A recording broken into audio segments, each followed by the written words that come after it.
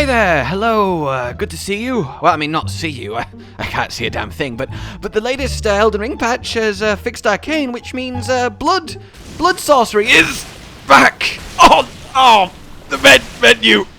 And it's really strong, oh god, call an ambulance.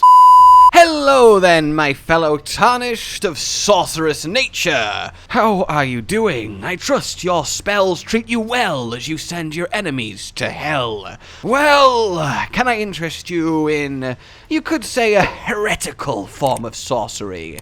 Blood magic. There is only 2 spells in the entire game that fit under this category, and before the latest 1.03 patch, they were both kind of utterly garbage. But now Arcane scaling is actually working, we can do something very special with them. But first and foremost, what is them? Let's actually talk the 2 sorceries and where to get them. The first is Briars of Sin. This is the earliest one you can get, and you get it in the lakes, as you are seeing now. Kill the very lost blood priest skeleton dude and claim it for your own. This is really quite good. Mechanically, it is a 3 combo chain spell. Use it once, a burst of damage around you, use it again, bigger area, more damage, and a third time, even bigger area and even more damage, stacking massive blood loss every single time.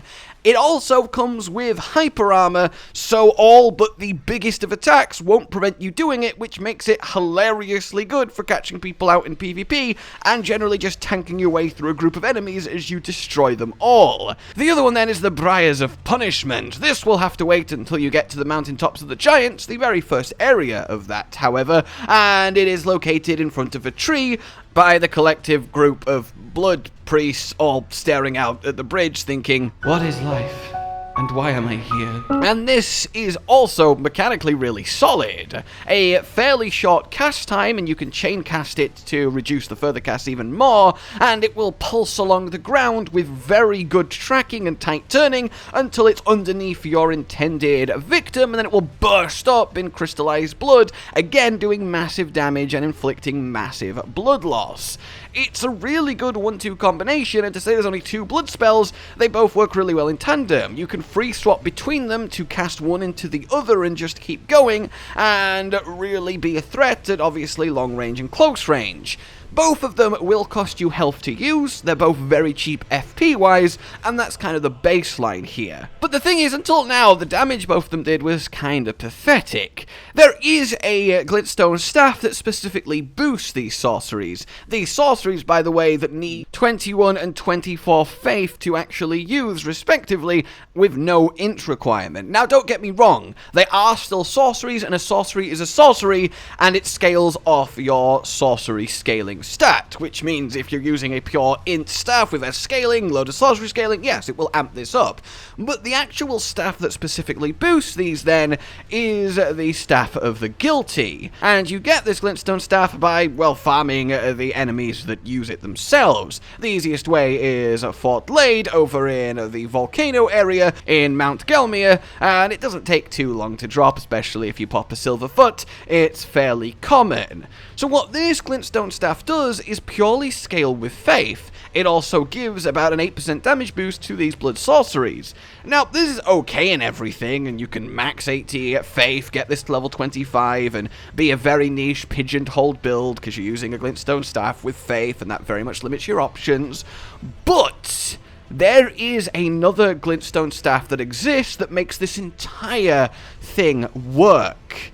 And it is the Albinauric Glintstone Staff, because this Glintstone Staff scales S with Arcane, which means we can pump Arcane to 80, which you want to do for this build, and this achieves 2 things. Gives us massive sorcery scaling thanks to this Glintstone Staff's existence, and you're seeing where to get it in the background, and because Arcane is now fixed and our Arcane is 80, the blood loss build-up is ridiculously enhanced from these spells. Before I went to 80 Arcane, it took about 7 separate casts of Briars of Punishment, whereas now it only takes, on average, 2 casts. That is fantastic. fantastic. But getting that first glintstone staff isn't wasted, because if you are holding a glintstone staff in one of your hands, you get the passive benefits of it even if you don't cast with it, which is a nice little tip and trick to use as a sorcerer. So in our left hand, we hold the Staff of the Guilty for the damage boost to these blood spells, and in our right hand, we use the Arcane Scaling Staff to actually cast with, and we get the best of both worlds. For a further boost, the Helmet of the Aldrich set, which I'm currently wearing, which you can find in the Manor in the west of Lindell, the capital, gives another nearly 10% damage boost to these blood spells. And, you know, gives a very thematic look to this build, as red glintstone is the type of glintstone that first cast these blood magic sorceries. So that's all well and good. Talismans-wise, you can use your normal sorcery setup. In fact, I made a video very recently on the best talismans for sorceries, and I will link that down below, but I will give a special mention to Taker's Cameo, which will help counter the health cost of these spells by giving you a good chunk of health back when you kill an enemy. You get that from the Volcano Manor questline. So, this all comes together to form a really quite fun, effective setup. Oh, and I did check, and sadly the talisman that gives you a 20% damage boost when blood loss happens near you, for some reason, doesn't seem to work with blood loss triggered by sorceries, which doesn't make sense because blood loss is blood loss, so I think there's some sort of bug going on here, and if that ever does get fixed, then obviously that will be a key talisman for this. So basically, we're in a situation where, yeah, at massive long range, we can Briars of Punishment. At close range, we can Briars of Sin, keep swapping between them, and doing absolutely ludicrous damage and blood loss build-up. It works great in PvP. The long-range spell has great tracking and is quite the intense one to dodge. The hyper armor and massive area and damage on the close range one is incredibly oppressive too, and with just the right timing, you can be incredibly hard to deal with. It really is just fantastic fun, and it actually feels so powerful now. The little unlock of Arcane being fixed, along with the Arcane Glintstone Staff, has really made this just work. But obviously you have only 2 spells here. I mean, yeah, you can put on other sorceries and stuff, you'll have the stats to use them, you still want to pump Int a bit, because the Glintstone Staff also scales with Int. But the main thing here is you can comfortably get the minimum dex requirement in this build to, yeah, just pull out rivers of blood. God, I love how balanced this weapon is now. Which basically makes this a fantastic blood samurai sorcerer battle mage type hybrid build, which is just wonderful. The stats that you will be getting synergize beautifully to let you use both at extreme effectiveness and have essentially every angle of attack covered with lots of surprises for your opponent. I cannot recommend it enough. It's such a unique and niche way to play sorcery, but one that really, really works with this just right setup, thanks to Arcane actually now affecting status build-up. And I should mention stat-wise, my vigor is way too low. I am not level 150 yet, which is the emerging PvP meta level. Basically, all my remaining levels will go into vigor from this current stat spread, which will make it just about perfect. So, yeah, there's not a huge amount more to say. You've been seeing how it performs against, well, various situations. It melts through boss, as blood loss do, and it cleans up with enemies as well, especially with the backup rivers of blood to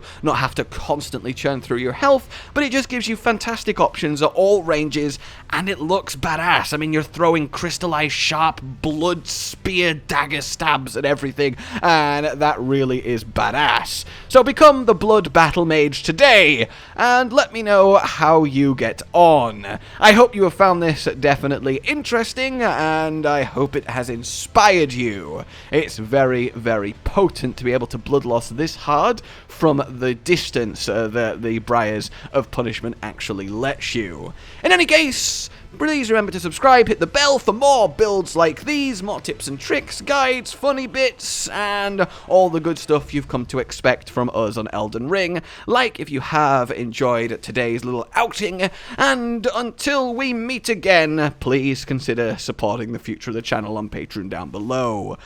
Goodbye.